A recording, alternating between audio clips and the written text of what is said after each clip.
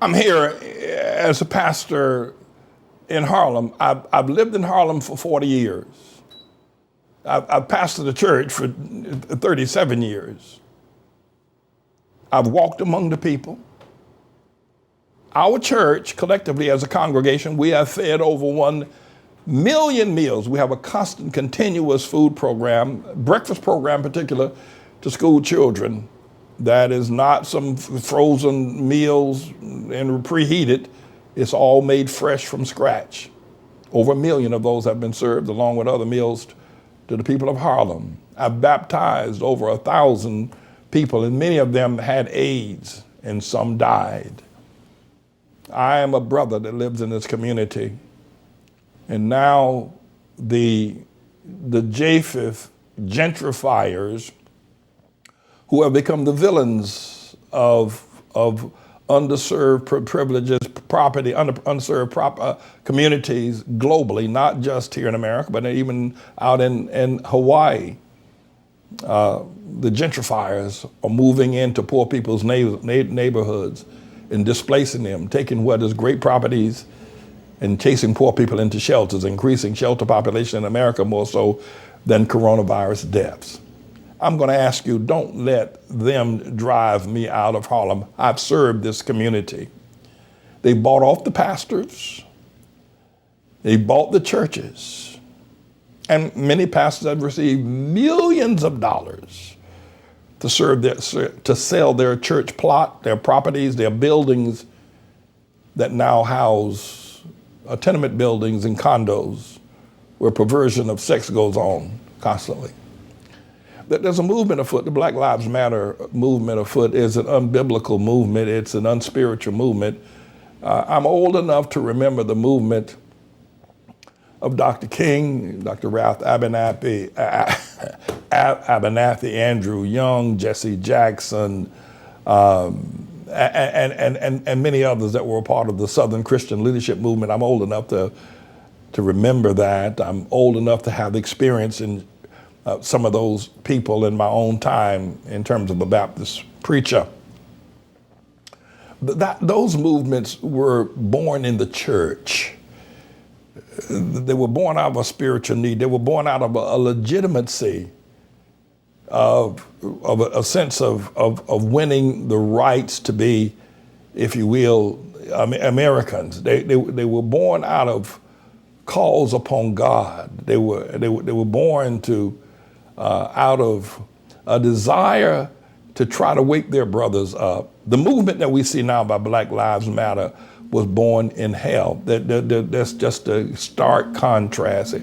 It was born in a cesspool of perversion as far as sex is concerned, and also ideologies are concerned in terms of biblical strength and truth. And they want to drive me out of this community because I have such an extraordinary voice. I did an interview with some journalists from China last week who told me that all over China, people are listening to me, whereas a number of other voices can't get out of China or get into China. But even the Chinese government with Xi Jinping and others are listening to what I'm saying about this horrendous movement called Black Lives Matter. And they're now interested in what I have to say because they recognize that not even the conservative Republican Party and certainly not the Democrat parties have any idea of what the destruction of America is like. And so they've likened it to the Cultural Revolution of the days of Mao Zedong. And they found my voice to be a voice of truth. And I'm saying to you that I'm being listened to also in a large number of places, but don't let them in their court powers, their power with their judges, their money, their banks, to drive me out of Harlem. Don't do it. I think that one of the things that's important that as you've seen the Black Lives Matter march over the past month as a result of the death of George Floyd, Dr. King would not march for Trayvon Martin. He would not march for Michael Brown.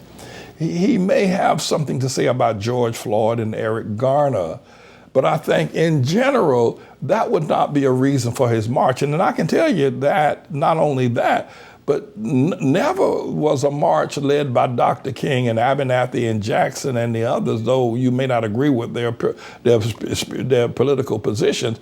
They never marched against police brutality. And the reason why, even though Bull Connor turned loose dogs and fire hoses in Birmingham on 16 and 15-year-olds in Birmingham, school children, Dr. King's never marched against police being brutal to black people, mainly because it was not something that was vogue.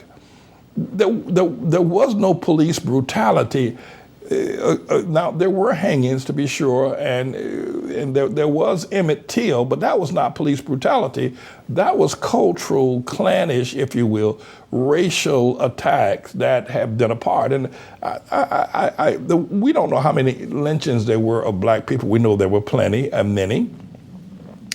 But I think the historians can only document about 30 lynchings, which any lynching is a tragic and awful, horrendous event that should have never taken place.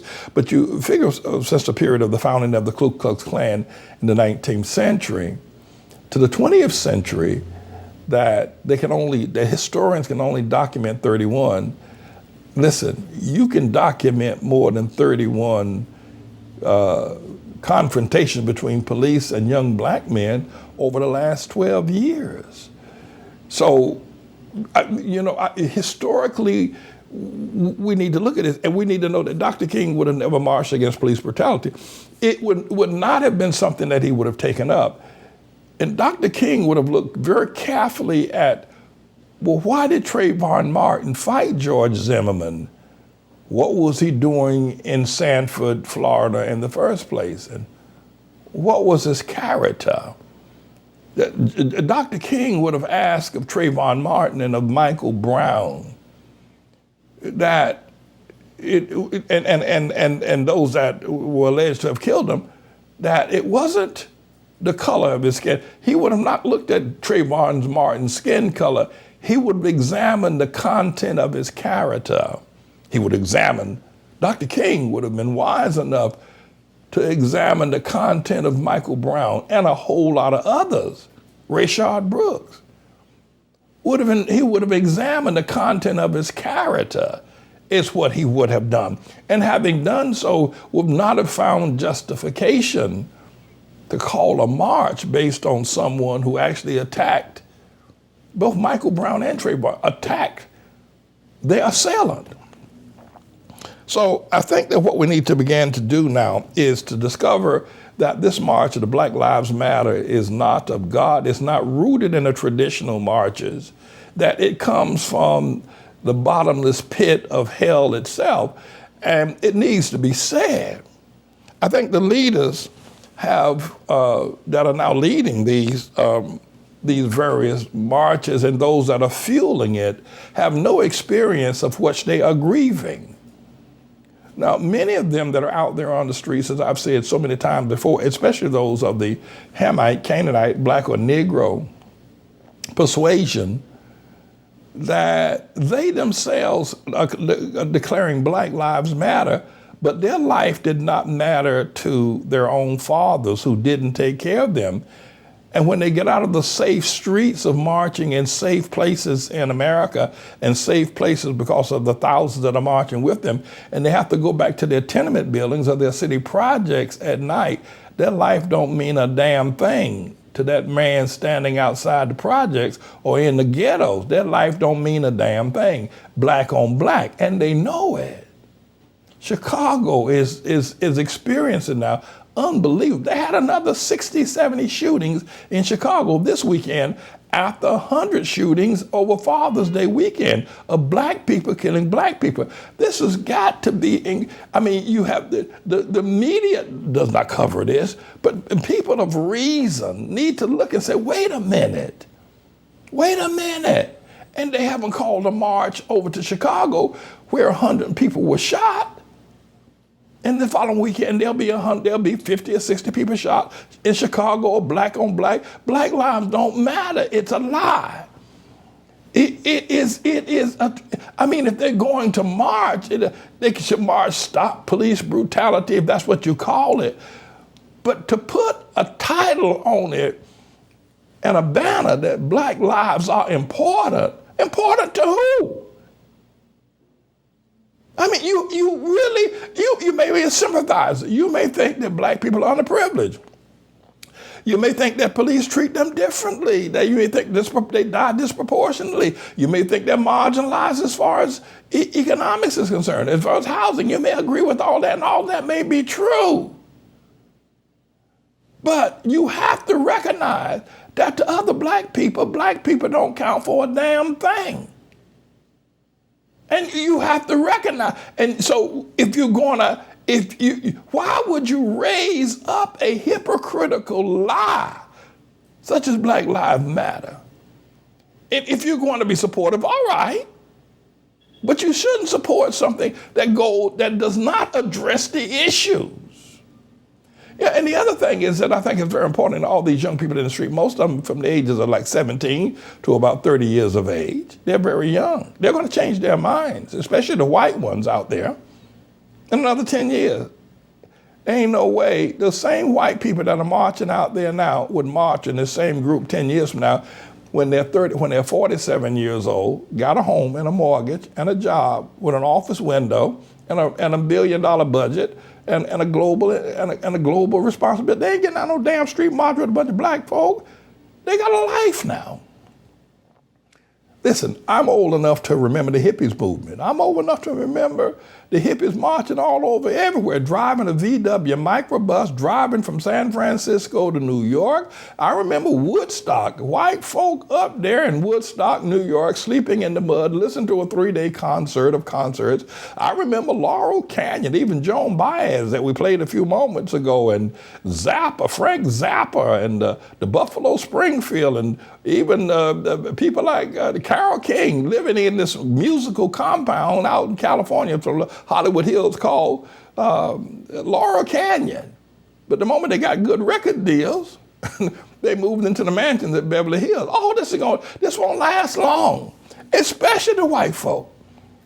Especially the white folk. They ain't gonna march once they get an age of reason and really got something to do. Right now, they're out of school, out of college, out of work, out of job, and out of any damn sense.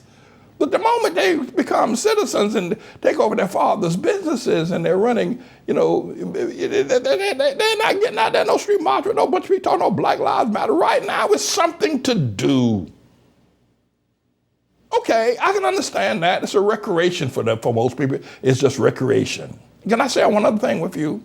Listen, CNN hates Donald Trump worse than the devil hates me. They hate Donald Trump. Okay, all right, I'm cool. They want to take him down. MSNBC too, Washington Post, and New York Times. And Trump hates them. That's all their feelings are mutual. Trump has the power of the presidency.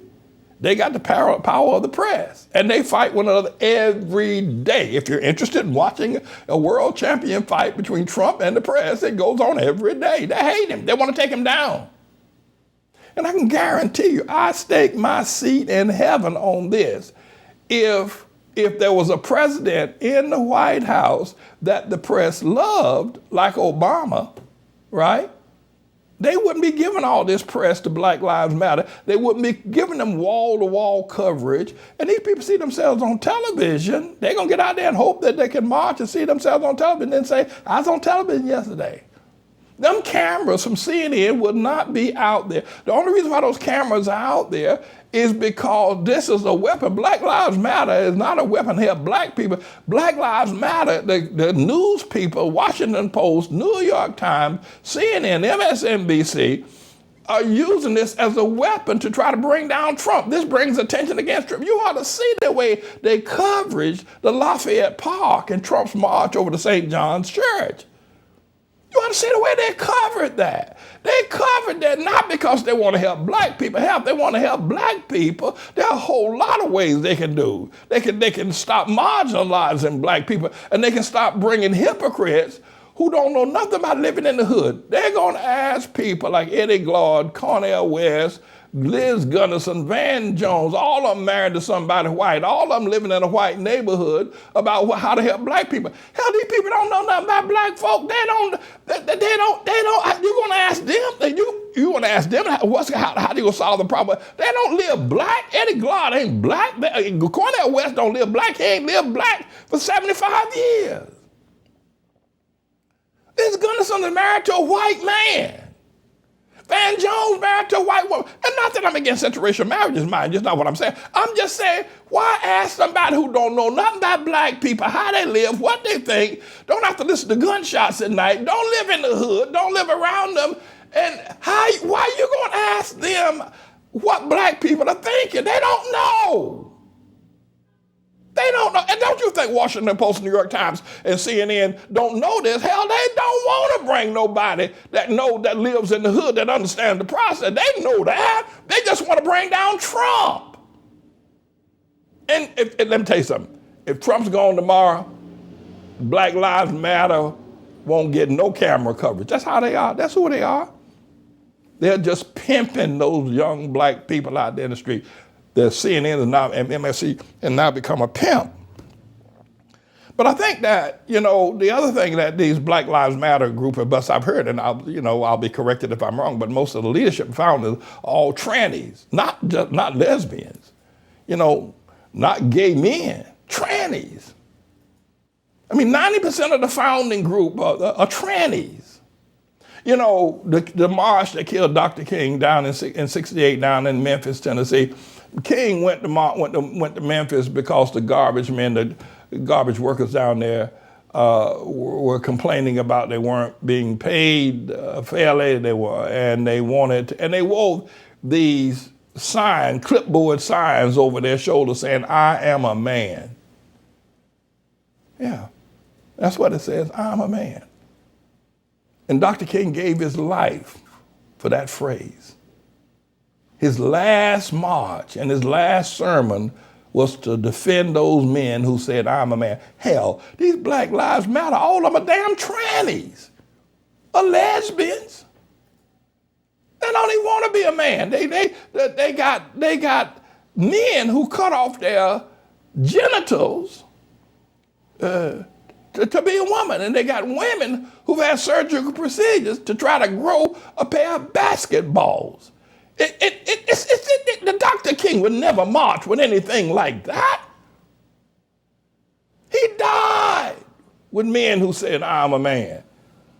And by the way, you got all these people that are part of this process as well, of the media. They're all trannies too.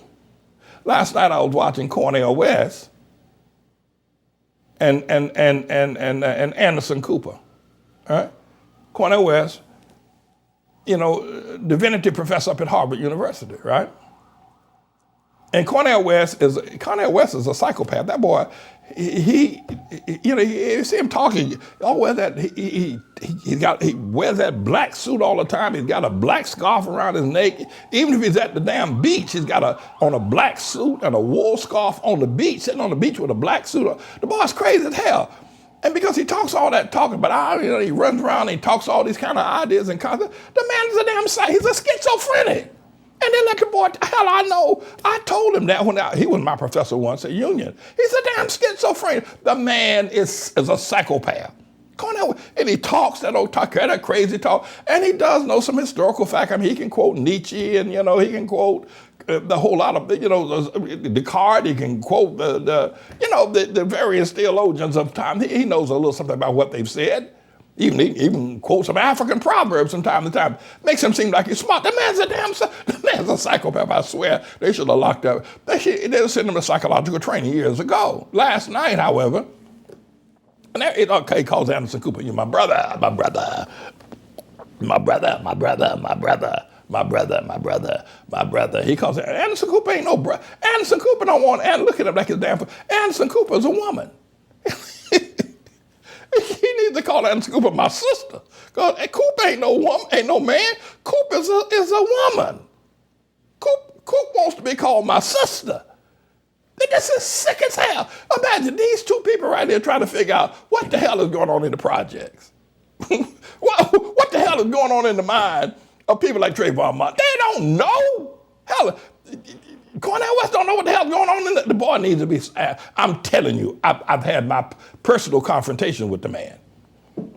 He should have been locked up years ago. But I can tell you this, the hippies movement died. The Black Lives Matter movement is a perverted sexual movement. It may, the hippies used to believe in free sex and, out in the park smoking dope. Let me wrap all this up by saying this. Listen, I'm here as a lone voice in Harlem, and y'all are listening to me. And one of our great receptionists named Bathsheba Sherman, she handles our phone calls from time to time when y'all call in, was telling me about all the people that are calling in, thanking for the words that I'm saying. But let me say, you got to do more than that. You got to do more than calling in. You got to make sure they don't run me out of Harlem. You got to stand with me. You got to pray with me. You got to financially support me.